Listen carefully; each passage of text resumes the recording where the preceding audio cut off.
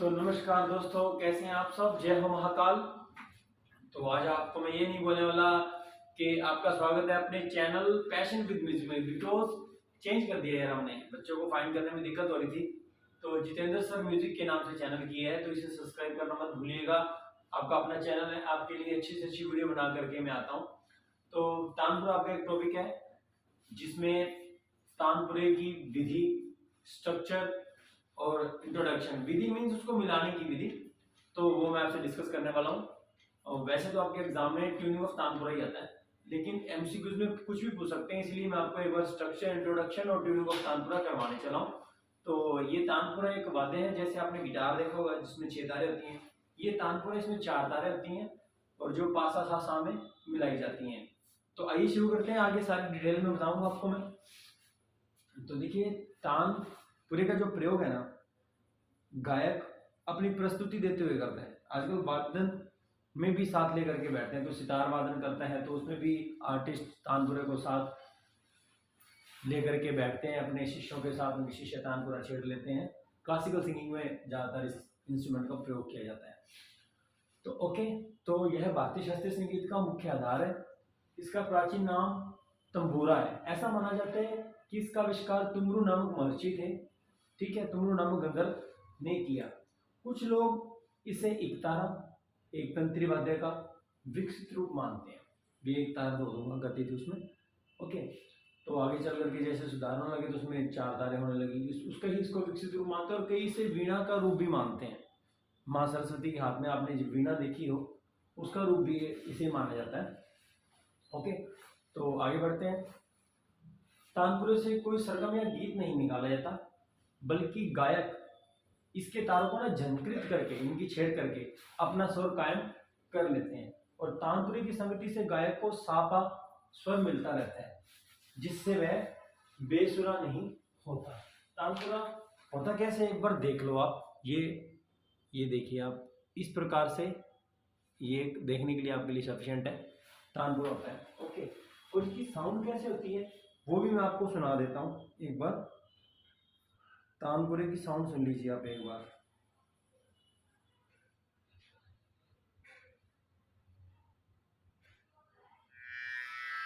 ये ऐप में प्ले किया मैंने।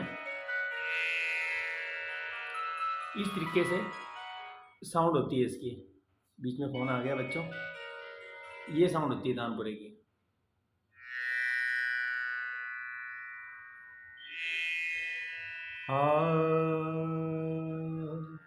इसमें सिंगर गाते हैं। तो ये इसकी साउंड थी। अगर मैं आपको गाकर के दिखाना चाहूँ तो कुछ भी देखिए, जैसे कल्याण राग में मिला हुआ है, सा नी दे गा रे नी दा सा। तो इस तरीके से अगर मैं गाऊंगा, बोल ना रहा हूँ। अभी पढ़ाई करनी तो बच्चे कहेंगे सर आप टॉपिक पढ़ाइए ना, आप तो गाने लगे। तो आइए बढ़ते हैं। किसी दिन आपको गाना जरूर सुनाऊंगा मैं एक दिन। ओके, तो देखिए अब तानपुरे में क्या है, 4 तारे होती हैं, ठीक है। ज़्यादा मैंने इसको डिटेल में बताने की बहुत जरूरत नहीं पड़ी है, क्या मैंने बता दिया, ठीक है। स्ट्रक्चर नहीं बताया, सॉरी, आपको मैंने इंट्रोडक्शन दी है। अब ट्यूनिंग ऑफ तानपुरा क्या है, देखिए तानपुरे में 4 तारे होती हैं बेटा, जो परस्पर पा मंदर पा में मिली होती है। और जो 2 बीच की तारे हैं सा सा, वो मध्य सा में मिली होती हैं। और आखिरी वाली चौथी तार मंदर सा में मिली होती है। ये मंदर मध्य ये है क्या चीज बेटा, ये मैंने पहले वीडियो में बताया हुआ है। राग मालकोश मेरी पहले वीडियो आप वहाँ देखिए। बाकी फिर भी एक बार शॉर्टकट में बता देता हूँ। भी हमारी जो आवाज़ है बेटा 3 वे में काम करती है, लो, मीडियम और हाई।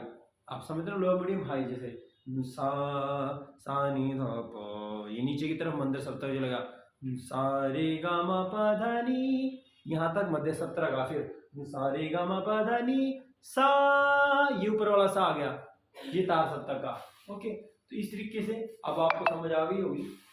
ओके, 4 तारे तानपुरे में होती हैं, जो पा सा में मिलाई जाती है। और जो तानपुरे में बेटा पहली तार होती है ना, वो स्टील की बनी होती है। ओके, तथा चौथी तार पीतल की बनी होती है। और आजकल किसी किसी तानपुरे में बेटा पहला तार पीतल का भी होता है। ओके, क्यों, भी मर्दाना गायकी के लिए भारी जिसकी आवाज़ हो उसमें वो पहली तार पीतल की भी लगवा लेते हैं। दूसरी और तीसरी तार लोहे की होती है। ओके, और दूसरी और तीसरी तार को जोड़ी का तार भी बोल देते हैं। ओके, तो इतना आप नोट डाउन कीजिए, थोड़ी सी वेट करते हैं, कोई बात नहीं, आप कीजिए, फिर मैं आगे करवाता हूँ। कोई क्वेरी हो तो ज़रूर बताइए, कुछ समझ ना आ रहा हो तो मुझे ज़रूर कमेंट बॉक्स में बताइएगा।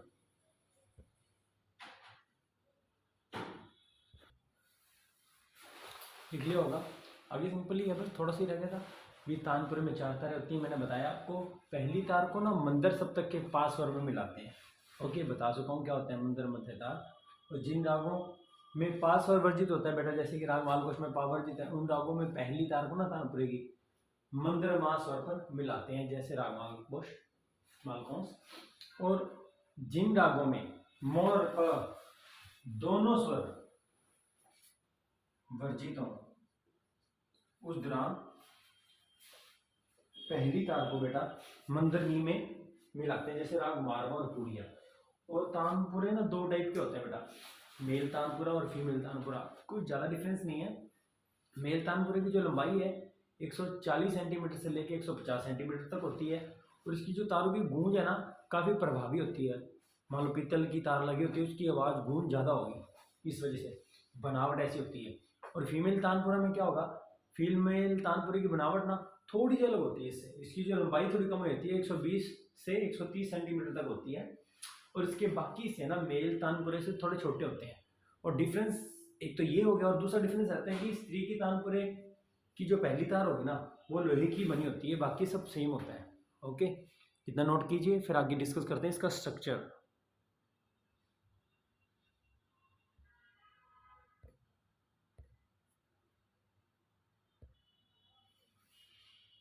लिख लिया बेटा आपने, वो तो सिंपली था।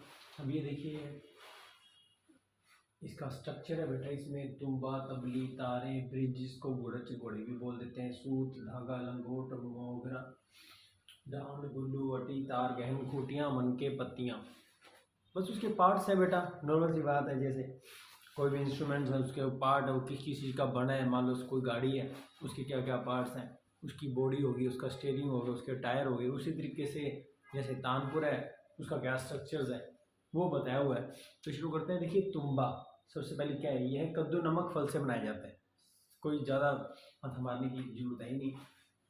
क्या करते हैं, कद्दू को सुखा लेते हैं पहले अच्छे से।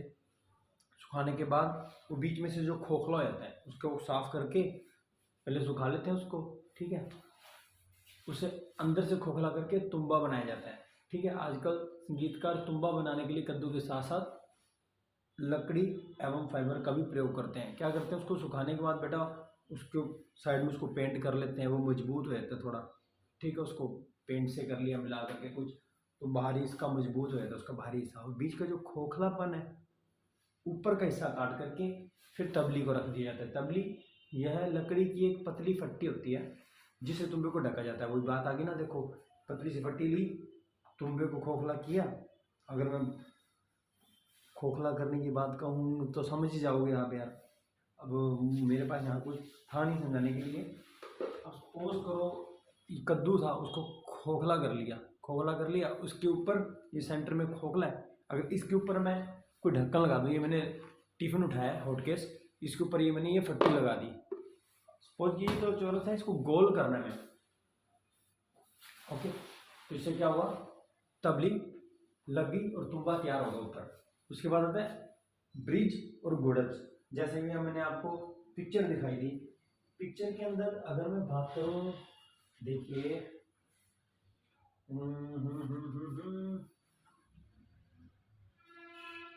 तबली की, तो तबली वाला जो है पार्ट मैं आपको दिखाने चला हूँ। तबली ये देखिए, अगर आप देख पा रहे हैं अच्छे से, ये जो पार्ट है थोड़ा धुंधला है, ये चौरस, ठीक है। अब बात आ रही है ब्रिज की, सॉरी तबली बता चुका हूँ। ये तबली है, ऊपर का जो हिस्सा है ये वाला, ओके। और ये जो छोटा सा हिस्सा है ये चौरस चौकी बनी हुई है, ये तबली के ऊपर हड्डी की बनी हुई चौकी के आकार की होती है। जैसे चौरस बनी हुई है इसलिए चौकी का आकार बोल दिया। इसके ऊपर चारों तार रखे जाते हैं, जैसे कि आपने अभी देख ही लिया। आप देखेंगे चारों तारें रहती है उसके ऊपर रख दी जाती हैं। ओके, और ये जो बना होता है ना बेटा, ये हाथी के सींग की हड्डी होती है जो, उससे, और ऊंट की। ओके, और अगर मैं और बात करूं अगर आपसे, तो शीशम के लकड़ का भी ठोकरा आजकल लगा देते हैं, टुकड़ा लगा देते हैं। आगे इतना नोट कीजिए, आगे बताता हूँ। इतना उलझना नहीं है वैसे आपको, ये थोड़ा सा मैंने जानकारी देने के लिए बोल रहा हूँ। बाई चांस एमसीक्यूज में कहीं से कुछ उठा लिया, आना तो नहीं चाहिए देखो, लेकिन पता नहीं लगता आजकल एग्जामिनर का दिमाग कब कहाँ घूम जाए, जो पेपर एक्सपर्ट्स हैं जो। बेटा आगे बढ़ते हैं। सूत या धागा, ब्रिज के ऊपर तारों के बीच सूत या धागे का प्रयोग करते हैं। इसे ऊपर नीचे करने से बेटा तारों में गूंज पैदा होती है। छोटा सा धागा लगाते हैं सूत का, और तारों को बांधने के लिए तुम्बे के नीचे के भाग में तिकोनी पट्टी होती है जिसे लंगोट कहते हैं। पांचवा हमने आपको लिख के नहीं दिया, ये क्या था, लंगोट। यहां आप कर लीजिए लंगोट, ये लंगोट डिस्कस कर रहे हैं हम। उसके बाद है ये डांड। ओके, लकड़ी का खोखला सा डंडा जो तुम्बे के साथ जुड़ा होता है। सिंपल सी बात, कोई उलझने की जरूरत ही नहीं है। ये रहा, ये जो पार्ट है, ये जो जुड़ा हुआ है यहाँ से लेके यहाँ तक, ये खोखला, ये भी खोखला होता है, खोखला डंडा, ठीक है, जो तुम्बे के साथ जुड़ा होता है। इसके ऊपरी भाग में तारे लगाने के लिए ना खूंटियां लगाई जाती हैं। खूंटियां मीन्स ये जो, ये छोटी छोटी देख रहे हैं, गोल सी एंगल जिसे घुमाते हैं, ऐसे टाइट करते हैं तारों को। ओके, उसके बाद गुल्लू, डांड और तुम्बे के जोड़ के स्थान को गुल्लू कहते हैं। इट मीन्स ये वाला जहाँ ये डंडा जुड़ा हुआ है इसके साथ, तुम्बे के साथ, ये जो पार्ट है इसको गुल्लू बोल देते हैं। ओके, तो आगे बढ़ते हैं। अटी और तार गहन क्या चीज होती है? देखिए, यह भी एक ना हड्डी की बनी एक पट्टी होती है जो डांड के ऊपर भाग पर लगी होती है। अगर आपको दिख पाए तो मैं दिखाना चाहूँगा, ये वाला जो पार्ट है, गौर से देखिएगा, धुंधला दिख रहा होगा थोड़ा, लेकिन फिर भी ये देखिए, ये दो पट्टियाँ, एक और ये दो। ये पहली वाली है ना जो, ये है हड्डी, इसको ये दूसरी वाली है, ये भी हड्डी की एक और पट्टी है। इसके अंदर चार छिद्र हैं, जिसमें से पहले तो इस हड्डी के ऊपर तार रखी जाएगी, फिर पीछे वाली में उसमें से चार छिद्र हैं, उसमें चारों तार गुजारे जाएंगे, और वो गुजर करके जब गुजारेंगे तो इन खूंटियों पे आकर बंध जाएंगे। ठीक है, ये तीनों चीज़ें क्लियर होगी इसमें।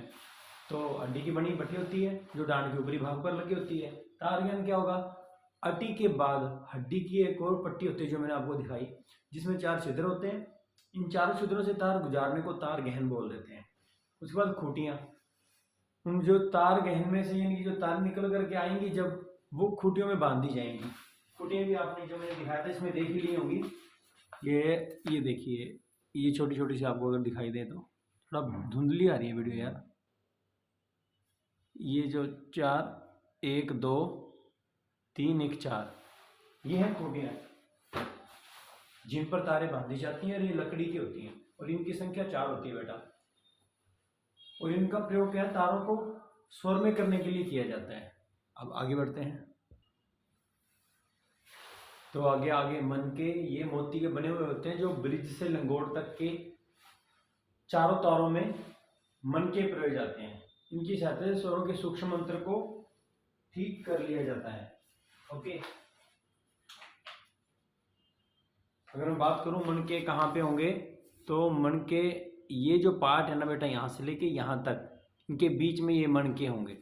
ओके, और तारे जो आपको बताइए, सीधी तारे जुड़ी हुई हैं, दिखाई दी है, मैंने कितना चित्र दिखाया। तानपुर में 4 तारे होती हैं जिन्हें परस्पर पा सा सा सा स्वरों में मिलाया जाता है।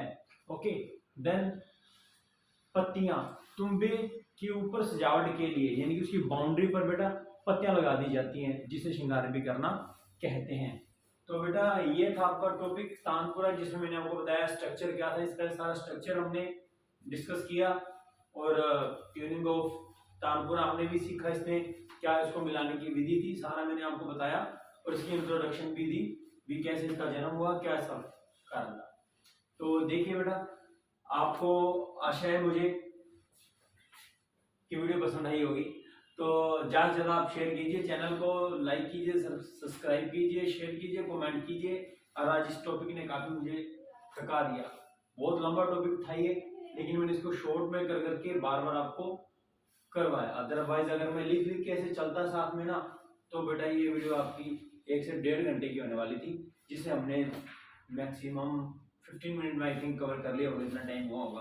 तो ठीक है, तो मिलते हैं नेक्स्ट वीडियो में। बाय, लाइक शेयर और सब्सक्राइब करना, कमेंट करना बिल्कुल मत भूलिएगा।